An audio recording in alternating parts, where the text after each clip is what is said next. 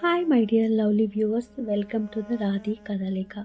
ఈరోజు మనము Kukatpally mask girl, a Hyderabad street love స్టోరీని 98 ఎపిసోడ్లోకి వెళ్ళిపోదామా? ఇక్కడ బాచుపల్లి ఇంటిలో అర్జున్ మునిపంటి ఘాటుకు శ్రావ్య శరీరం ఒక్కసారిగా జలధరించింది.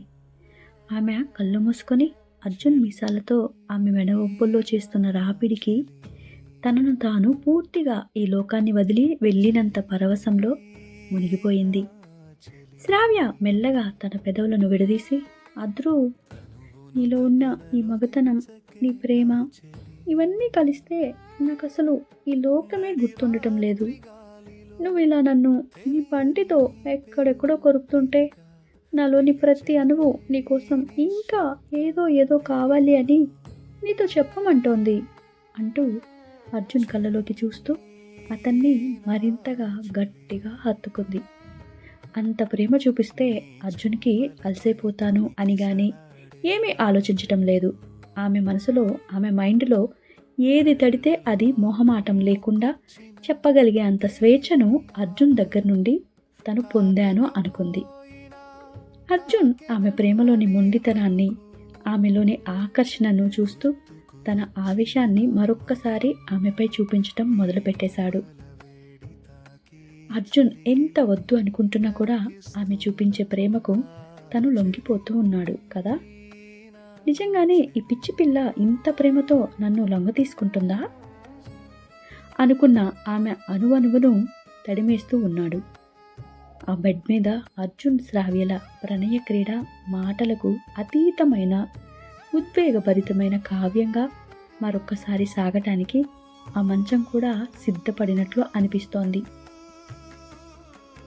అలా వారిద్దరి తనువులు ఏకమవుతుండగా మరొక వైపు విక్రమ్ విల్లాలో అరాచకం పీక్స్కి చేరుకుంది. నేహ శరీరంపై విక్రమ్ చేస్తున్న గాయాలు, ఆమె ఇచ్చే ప్రతిస్పందన, వారిద్దరి మధ్య ఉన్నది కేవలం శృంగారం కాదు, అదొక యుద్ధం అన్నట్లుగా ఉంది. నేహ విక్రమ్ భుజాలను తన గోళ్లతో గట్టిగా గీరుతూ, విక్కీ, అర్జున్ గాడు నాకు దక్కకుండా పోయాడు, కానీ ఈరోజు నీ రూపంలో నాకు దక్కిన ఈ సుఖం ముందు వాడి ప్రేమ నాకు అస్సలు గుర్తు రావటం లేదు.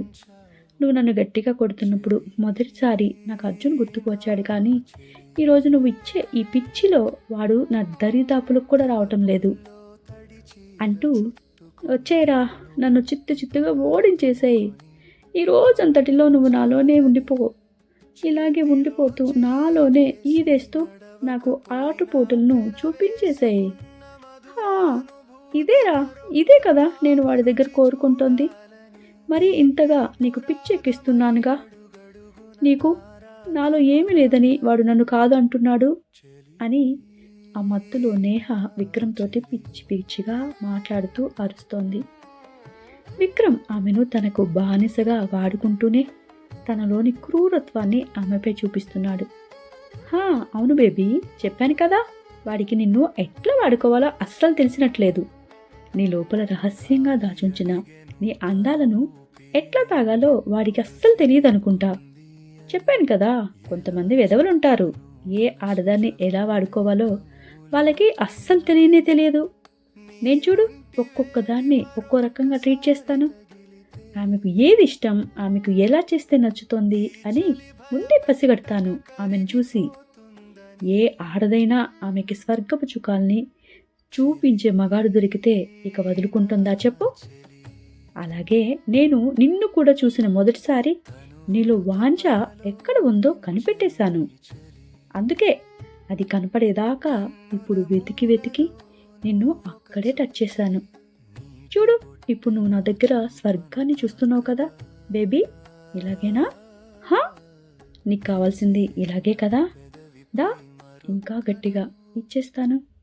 ఈరోజు అంతా నిన్ను నా స్వర్గంలో తేలిపోయేలా శిఖరపు అంచుల మధుర రసాలను తాగుతూ నీకు కూడా నా రుచి చూపిస్తాను, నా వేడి తాపాన్ని చూపిస్తూ అంటూ ఆ గదిని అంతా ఒక శృంగార రంగంగా మార్చేశాడు విక్రమ్. వారిద్దరి శరీరాల తాకిడికి, శబ్దాలు, ఆ వాతావరణం, ఆ గదిలోని ప్రతి వస్తువు అదిరెదిరి పడుతూ జతకడుతూ ఉంది. వారి చీకటి కోరికల ప్రపంచానికి ఆ శబ్దాలు ఇంకా ఆజ్యం పోసినట్లే ఉంది. ఇక ఇటువైపు శంకర్ ఇన్వెస్టిగేషన్ అత్యంత కీలక దశకు చేరుకుంటుంది. జ్యువెలరీ షాప్ యజమాని ఇచ్చిన సమాచారంతో శంకర్ షాకుకు గురి అయ్యాడు. ఫ్రెండునా? విక్రమ్ వెంట తిరిగే ఆ ఫ్రెండ్ ఎవరు? మరి విక్రమ్ ఫ్రెండ్నే ఈ లాకెట్ డిజైన్ చేయించితే ఆ డాలీకి మరియు విక్రమ్ ఫ్రెండ్కి సంబంధం ఏంటి అని సత్యబాబు వైపు చూస్తూ శంకర్ తీవ్రంగా ఆలోచించాడు. సత్యబాబు అంటే విక్రమ్ ఒక ముసుగు మాత్రమే. ఈ మొత్తం మార్క్స్ గాల్ ముఠాను ఆ విక్రమ్ ఫ్రెండ్ ఎవరో వారి చేతిలో అసలు కథ ఉంచుకొని ఈ కూకట్పల్లిని ఆడిస్తున్నట్లున్నారు. డాలీ హత్య కూడా ఆ ముఠా చేసిన పనే అని గంభీరంగా అన్నాడు.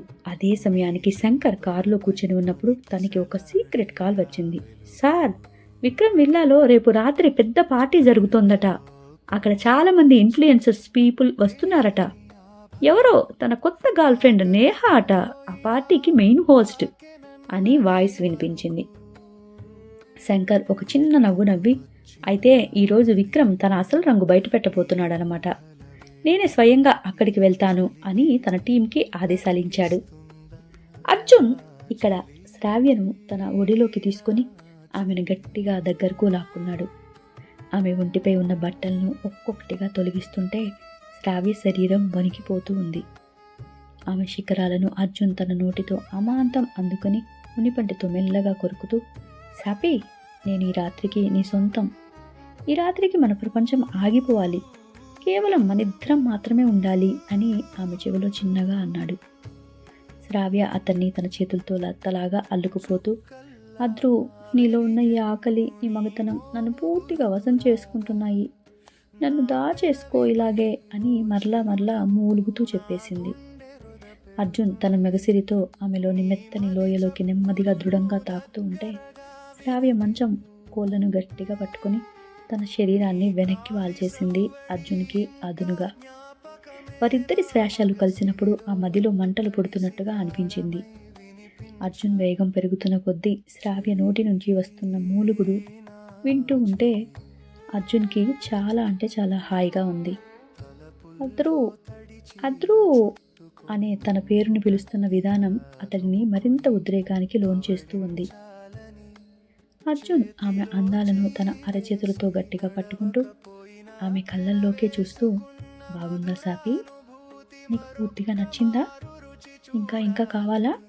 చెప్పు, ఇలాగేనా అని అడుగుతుంటే శ్రావ్య స్పృహ తప్పినంత ఆనందంలో మునిగి తోలిపోతుంది.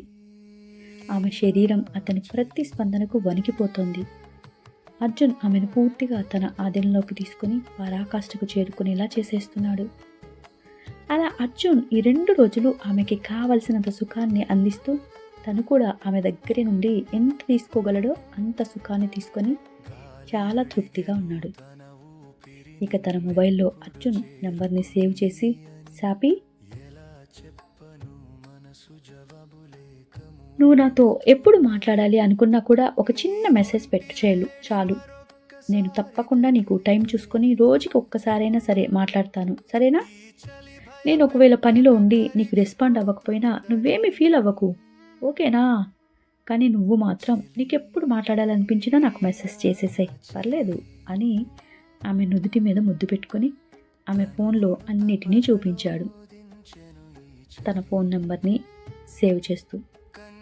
శ్రావ్య అర్జున్ వైపు చూస్తూ, అద్రు, నేను ఒకటి అడగనా అని అంది, వాడి ఒడిలో చిన్న పాపలా ఒదిగిపోతూ.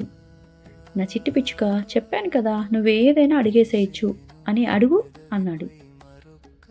నేను నా ఫోన్లో నీ ఫోటో పెట్టుకుంటాను, అది నీకు ఓకేనా? నువ్వు ఏమి ఫీల్ అవ్వవు కదా? నాకు పర్మిషన్ ఇస్తావా నీ ఫోటో పెట్టుకోవటానికి అని అడిగింది. వాడు నవ్వుతూ, సరే పెట్టుకో అంటూ ఆమె ఫోన్ తీసుకుని కళ్ళను కవ్విస్తున్నట్లుగా పెట్టి మూతిని ముద్దు పెడుతున్నట్లుగా పెడుతూ ఒక సెల్ఫీ దిగి, ఇది బాగుందా లేదా ఇది బాగుందా అని ఒక 4-5 పోజులు పెట్టేసి అడిగాడు. వెంటనే ఎంతో సంతోషపడిపోయి, ఇది చాలా బాగుంది, కాదు ఇది కూడా బాగుంది, ఇది దీన్ని నేను నా వాల్పేపర్గా పెట్టుకుంటాను, పెట్టుకోవచ్చు కదా అని అడిగింది. పెట్టుకో పర్లేదులే అన్నాడు అర్జున్ ఆ ఫోటోని చూస్తూ. శ్రావ్య ఎంతో చక్కగా నవ్వుతూ వాడి చేతి మీద గట్టిగా ముద్దు పెట్టి వాడి నడుము మీద కాలేసి అలాగే హత్తుకొని పడుకుంది. ఇప్పుడు నువ్వు హ్యాపీనా? నీకు ఇంకా పూర్తిగా తృప్తి తీరిందా మరి నాతోటి? ఇక నేను రేపొద్దున్నే వెళ్ళొచ్చు కదా అని అడిగాడు ఆమె తల మీద ముద్దు పెట్టుకుంటూ, ఆమె భుజాన్ని చిన్నగా రబ్ చేస్తూ. తృప్తి అయితే నాకు నిజంగా ఎప్పటికీ తీరదు, చెప్పాను కదా. నాకెప్పుడు నీతో ఉండాలని అనిపిస్తోంది. నా వల్ల నీకు ఇబ్బంది పెట్టడం కూడా నాకు ఇష్టం లేదు. నువ్వు చెప్పినట్టే నువ్వు నెక్స్ట్ ఎప్పుడు వస్తావా అనేదాకా వెయిట్ చేస్తూ ఉంటానులే. రేపొద్దున్నే వెళ్ళొచ్చు కదా అని బుజ్జి నోటితోటి అర్జున్ వైపు చూస్తూ చెప్పింది. Good girl. నువ్వు ఇలాగే మైండ్ని ఎప్పుడు కంట్రోల్లో ఉంచుకోవాలి, సరేనా? ఎప్పుడు అవుట్ ఆఫ్ కంట్రోల్లో అస్సలు ఉండకూడదు. నాకు నువ్వంటే అప్పుడప్పుడు ఇదే భయం వేస్తూ ఉంటుంది. నువ్వు అసలు నీ ఎమోషన్స్ని దాచుకోకుండా ఎక్కడ అవుట్ ఆఫ్ కంట్రోల్ అవుతావో ఏమో అని అన్నాడు ఆమెని కొంచెం దగ్గరికి లాక్కొని గట్టిగా హత్తుకుంటూ. అలా అవ్వను అద్రు. నిజంగా నేను చాలా కంట్రోల్ ఉంటాను. కానీ నీ దగ్గర ఒక్కటే ఇలా ఉండాలనిపిస్తుంది. తెలియడం లేదు ఎందుకో. నాకు నువ్వు చాలా చాలా బాగా నచ్చేసావు అద్రు. నీ దగ్గర ఒక బుజ్జి పాపలాగా ఎప్పుడు ఇలాగే ఉండాలి నేను అని ఇక అద్రు మీద హాయిగా పడుకుంది. సరే ఒక్క నిమిషం ఆగు, పక్కకుండు, నేను నీకు కొబ్బరి నీళ్ళు కొట్టి తీసుకొస్తాను అంటూ అద్రు ఆమెకి కొన్ని కొబ్బరి నీళ్లు కొట్టించి ఇప్పుడు హాయిగా తాగేసి బజ్జో అన్నాడు.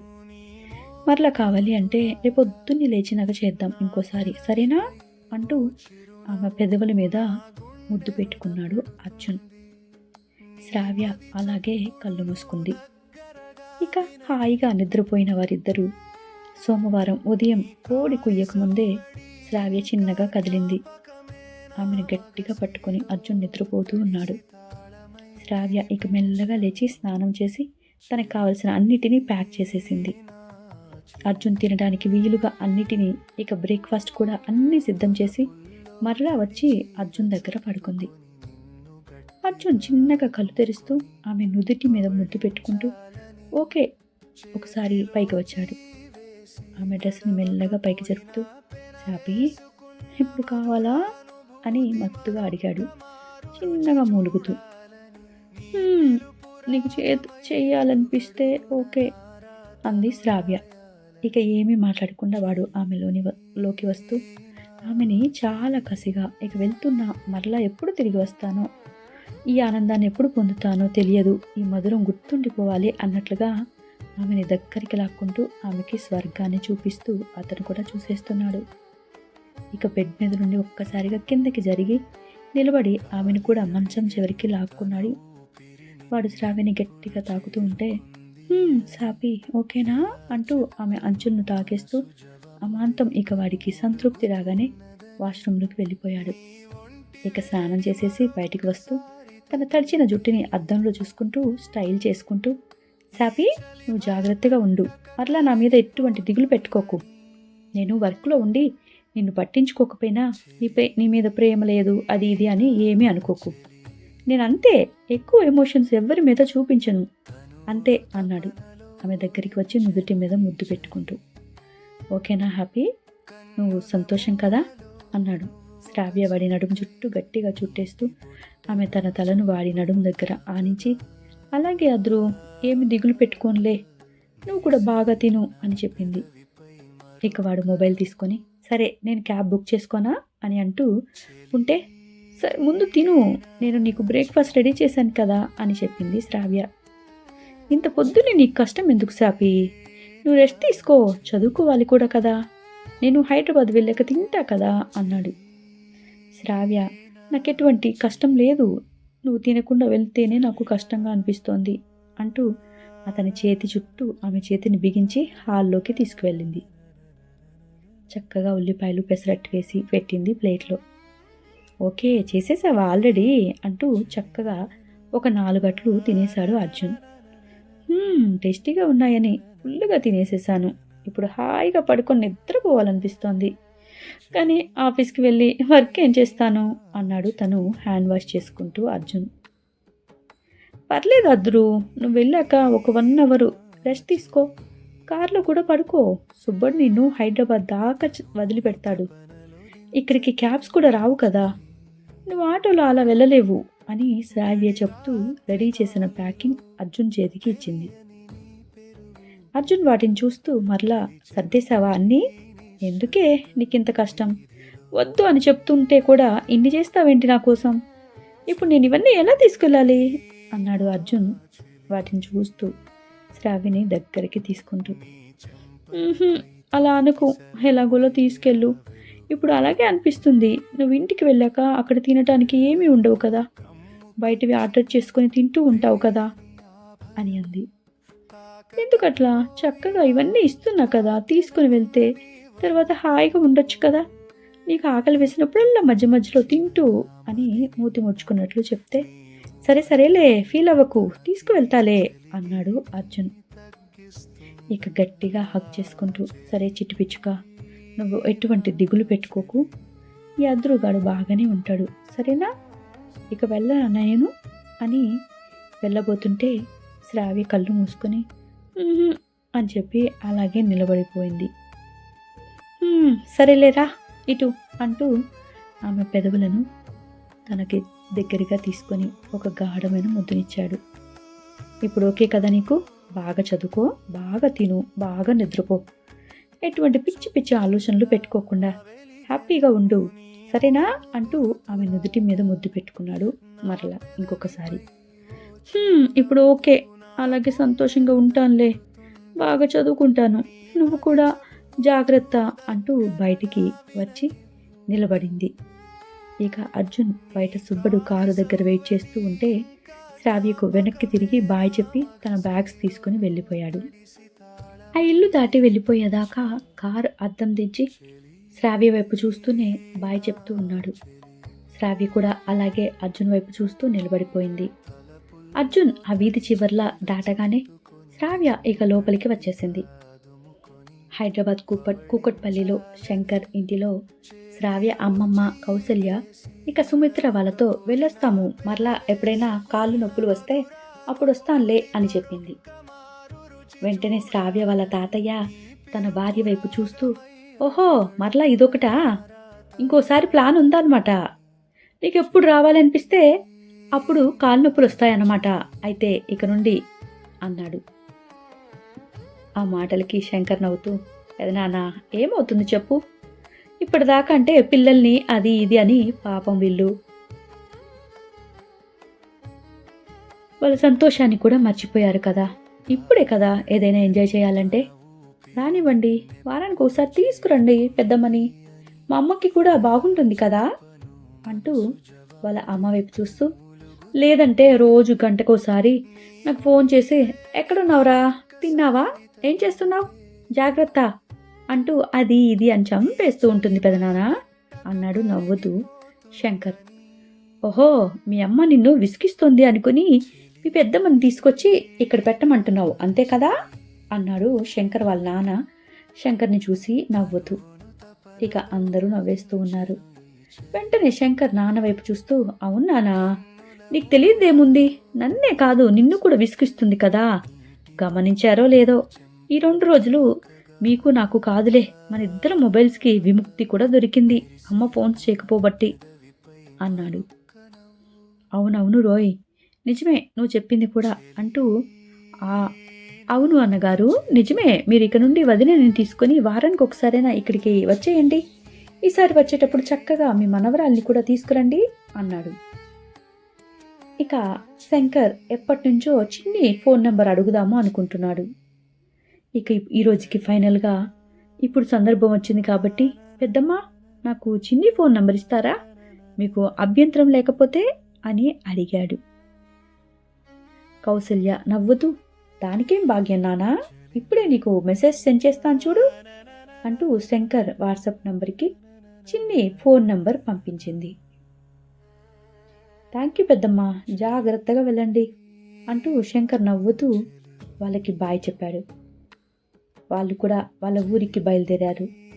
ఇక శంకర్ వెంటనే తన రూమ్లోకి వెళ్ళి బాల్కనీలో కూర్చొని శ్రావ్యకు కాల్ చేస్తున్నాను అనుకుని చిన్ని నంబర్కి ఫోన్ చేశాడు. చిన్ని ఫోన్ శ్రావ్య దగ్గర ఉండటం వల్ల శ్రావ్య ఫోన్ లిఫ్ట్ చేసింది. హలో, ఎవరు అని అడిగింది. శంకర్ నేనే అని చెప్తే, నేనే అంటే నాకెలా తెలుస్తుంది చెప్పండి, మీ పేరు చెప్తే కదా చిన్నికి తెలుస్తోంది అని అడిగింది శ్రావ్య. ఓయ్ మిరియాల పొడి, అప్పుడే నన్ను గుర్తుపెట్టుకోవడానికి నీకు ఇంకా సమయం పడుతుందిలే. సరే ఏం చేస్తున్నావు అని అడిగాడు. శ్రావ్యకి అర్థమైపోయింది ఎవరు అనేది. ఏమి చేయటం లేదు, ఇప్పుడే చదువుకుందాము అనుకుంటున్నాను. అయినా ఈ ఫోన్ నెంబర్ నీకెలా తెలుసు అని అడిగింది శ్రావ్య శంకర్ని గుర్తుపట్టేసి. ఎలా తెలుసు అంటే, మీ అమ్మమ్మ ఇచ్చిందిలే, నీతో మాట్లాడాలి అని అడిగాను. నాకు రోజు నీతో మాట్లాడాలి అనిపిస్తోంది, ఎప్పుడైనా మాట్లాడాలి అనిపిస్తే మాట్లాడొచ్చు కదా అని అడిగితే సరే అని నంబర్ ఇచ్చింది అని చెప్పాడు. అయితే ఈ నంబర్ నాది కాదు కదా, ఇది మా చిన్న తాత వాళ్ళ ఫోను. నా దగ్గర ఫోన్ లేకపోవటం వల్ల అప్పుడప్పుడు తీసుకుంటాను నేను అని చెప్పింది. అయ్యో, నీ దగ్గర ఫోన్ లేదా మిరియాల పొడి? మరి ఇప్పుడే ఒక మొబైల్ని నేను పంపించనా? రోజు నేను నీతో మాట్లాడాలి అంటే ఎలా మాట్లాడాలి మరి అన్నాడు. నువ్వు నాతో మాట్లాడాలి అని ఎందుకు అనుకుంటావు? అలా అనుకోకు, నేనేమి రోజు ఎవరితో మాట్లాడను అని చెప్పింది శ్రావ్య. శంకర్ నవ్వుతూ, నువ్వు మాట్లాడకపోతే మాట్లాడొద్దులే, నేను మాట్లాడుతూ ఉంటాను, విను చాలు అన్నాడు. అలా కూడా వద్దు, నేను చదువుకోవాలి కదా, నాకు అసలు టైం ఉండదులే. నువ్వు ఫోన్ చెయ్యకు, నేను ఇప్పుడే ఈ ఫోన్ని వాళ్ళకి ఇచ్చేస్తున్నాను అని చెప్పింది శ్రావ్య. సరే అయితే ఇచ్చేసాయి, నేను ఇప్పుడే వచ్చేస్తున్నాలే, ఏముంది, రోజు ఒక 1 అవర్ లేట్గా వెళ్తాను ఆఫీస్కి. నీ దగ్గరికి వచ్చి ఇంకా హాయిగా నేను చూస్తూనే మాట్లాడేసి వెళ్తానులే అన్నాడు. ఆ మాట వినగానే, ఆహా వద్దు వద్దు వద్దు, సరే అయితే ఈ నంబర్ నాది కాదు, నేను నా నంబర్ ఇచ్చేస్తానులే, నువ్వు మాట్లాడాలి అనుకుంటే దానికి చెయ్యి అని అర్జున్ కొత్తగా కొనిచ్చిన మొబైల్ నంబర్ని తనకి చెప్పింది. అలా రావాలి దారికి, సరే ఈ నంబర్ తోటి కాల్ కట్ చేస్తున్నా, ఆ నంబర్కి ఫోన్ చేస్తాను అంటూ వెంటనే ఇక ఈ ఫోన్ నంబర్ని కట్ చేసి తను చెప్పిన నంబర్ని సేవ్ చేసుకుని ఫోన్ చేశాడు శంకర్. శ్రావ్య ఫోన్ లిఫ్ట్ చేసింది. హలో అనగానే శంకర్ తీయగా ఉంది అన్నాడు. ఏంటి, ఏం తీయగా ఉంది అని దీర్ఘం తీస్తూ అడిగింది. నీ గొంతే చాలా తీయగా ఉంది, ఎప్పుడు కారం కారంగా ఉంటాను కదా నేను, అందుకే తెగ తెగ నచ్చేసింది నాకు ఈ తీపి చిలక అన్నాడు. నువ్వెందుకు ఎప్పుడు పిచ్చి పిచ్చిగా మాట్లాడుతూ ఉంటావు, నేను ఫోన్ పెట్టేనా అని శ్రావ్య అనగానే, ఏయ్ అలా ఎలా పెట్టేస్తావు తీపి చిలక, నేను ఇంత పెద్ద మనిషిని మాట్లాడుతుంటే కొంచెం సేపు నవ్వుతూ మాట్లాడొచ్చు కదా, ఎప్పుడు ఇలా రుసరుసలాడుతూనే ఉంటావా, లేదంటే ఏడుస్తూనే ఉంటావా అని అన్నాడు. నేనేమి ఏడవను, నవ్వను కూడా నవ్వను, నాకు నవ్వటం అంటే నచ్చదు అని అంది. అబ్బో ఎందుకనో, నవ్వితే ముత్యాలు రాలిపడిపోతాయానా అన్నాడు శంకర్. హాయ్ గైస్, ఈ రోజుతోటి ఈ ఎపిసోడ్ అయిపోయింది. మీకు నచ్చిందని అనుకుంటున్నాను. మరియు రాత్రి ఇవ్వాలి అనుకున్నాను కానీ మధ్యలో ఫుల్ నిద్ర వచ్చేసింది, పడుకున్నా. ఈరోజు పెద్ద మూవీకి వెళ్తున్నాం. ఎంతమంది వెళ్తున్నారు, ఎలా ఉంది ఏంటి అనేది కామెంట్ బాక్స్లో చెప్పేయండి. నెక్స్ట్ ఎపిసోడ్ కోసం ఎదురు చూస్తూ ఉండండి. మరలా చెప్పాను కదా, నాకు ఒక కాంపిటీషన్ ఉంది, అది ఆల్మోస్ట్ ఈ నెల 10th లోపల ఫినిష్ అయిపోవాలి. సో దానికోసమని స్టోరీ రాస్తున్నా, దీనిని లేట్గా ఇవ్వాల్సి వస్తుంది. అది అయిపోతే ఇక మనం దీన్ని రెగ్యులర్గా ఇచ్చుకోవచ్చు. కొంచెం అప్పటిదాకా ఇలాగే రోజు మార్చి రోజు అలా ఇస్తుంటాను, బేర్ చేయండి. Thank you guys. Next episode కోసం ఎదురు చూస్తూ ఉంటారు కదా. బాయ్. ప్రళయం ప్రళయం స్వరాగా మ్యూజిక్లో ఈ సాంగ్ని వినండి, మన అర్జున్ శ్రావ్య పాట.